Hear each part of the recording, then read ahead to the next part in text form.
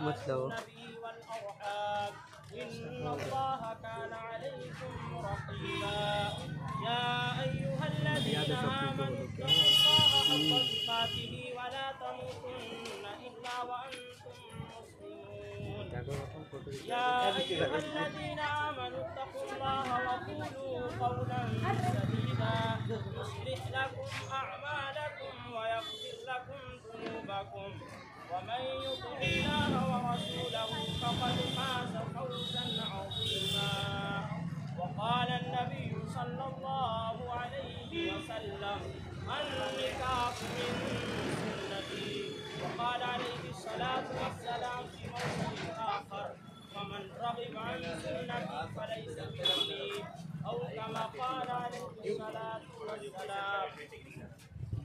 बिरादरान इस्लाम, बहुत ही ज़रूरी बात आप तमामी हज़रात को बतानी है।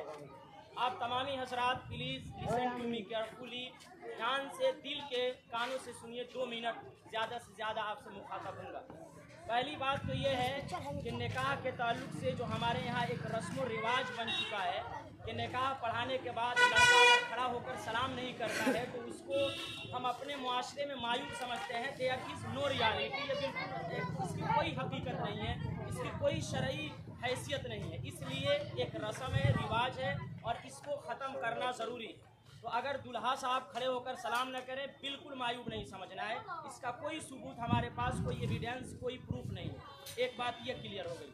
दूसरी बात ये है कि जिस तरह से यहाँ साहब आलम साहब के दरवाजे पर हमें आना हुआ, कोई डीजे का इंतज़ाम नहीं किया गया, कोई नाच गाने का इंतज़ाम नहीं किया गया, बड़ी खुशी की बात है। लेकिन आज के इस ज़माने के अंदर मुसलमानों ने अपनी पहचान, अपनी शनाख्त बिल्कुल खो दी, अपनी शनाख्त बिल्कुल उन्होंने मिटा दी। नाच गाना, यहाँ कुरान की आयतें पढ़ी गई। अभी मैंने आपके सामने पढ़ा कि ऐ ईमान वालो या अय्युहल्लज़ीना आमनु तक़ुल्लाह हक़्क़ तुक़ाती, अल्लाह से डरो जैसा कि उससे डरने का हक है। वला तमूतुन्ना इल्ला व अंतुम मुस्लिमून, और मरते दम तक तुम इस्लाम पर कायम रहना। यह आयत करीमा मैंने आपके सामने पढ़ी। अब ज़रा आप बताएं, अपने दिल पर हाथ रखें कि यहाँ शादी भी हो रही है, निकाह जैसी असीम सुन्नत की अदायगी हो रही है और डीजे बज रहा है, उसमें औरतें घर में नाचती हैं, बाप भी बैठा है, बेटा भी बैठा है, बहन भी है, माँ भी है, और गंदे गंदे गाने बजाए जाते हैं। और हमारे वो नौजवान जिनकी जिम्मेदारी और रिस्पॉन्सिबिलिटीज़ थी कि पूरी दुनिया में हक का प्रचार करते, इस्लाम का पैगाम पहुँचाते, हमारा वो नौजवान डीजे के सामने नाचता है। बहन भी घर में नाच रही है, माँ भी देख रही है, बेटा भी देख रहा है, बाप भी देख रहा है। बताइए कौन सा मुसलमान है? ये क्या कर रहे हैं? तो पहला पैगाम ये हाथ जोड़कर तो खुदा के लिए जिस तरह इन्होंने सबूत दिया, डीजे नहीं बजवाया अपने दरवाजे पर, और वहाँ मुझ जैसे आलिम मुफ्ती को आने का इन्होंने मौका दिया, इस तरह से आप भी ये करें ताकि कल मैं आपके यहाँ भी आ जाऊँ। वरना आप ये समझते हैं कि किसी मौलवी को हम बुला कर निकाह पढ़वा लेंगे। एक मसला सुन लीजिए कि जहाँ डीजे बजे, जहाँ नाच गाना और खुराफात और बिदात और रसूमात अदा किए जाएँ, और अगर कोई मौलवी अपनी खुशी से निकाह पढ़ाता है, उसके पीछे नमाज नहीं होगी। हाँ, ज़बरदस्ती अगर आप बंदूक के नोक पर पढ़वा रहे हैं तो अलग बात है। तो इसलिए पहला पैगाम ये है।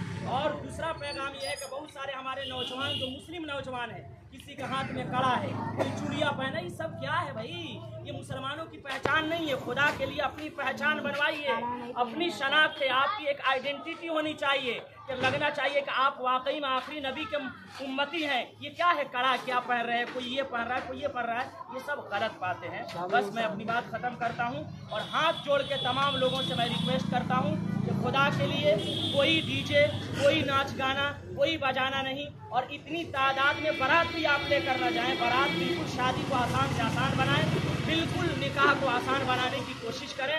अगर हमारे नौजवान इंशाअल्लाह हाथ उठाकर इरादा करेंगे कि इंशाअल्लाह हम ऐसा करेंगे आने वाले ज़माने में, तो मैं उम्मीद करूंगा कि हमारी जो एक तंजीम है मिल्लत डेवलपमेंट फाउंडेशन, जो अभी पूरे नरकटियागंज में समझिए काम कर रही है, और हमारी तंजीम ने बहुत कामयाबी भी की है। हमने बरगदवा में बांधा हुआ ऑर्केस्ट्रा रुकवाया है और बिशमपुरवा में बांधा हुआ नाच 20-20 हज़ार का मैंने रुकवाया अल्हम्दुलिल्लाह।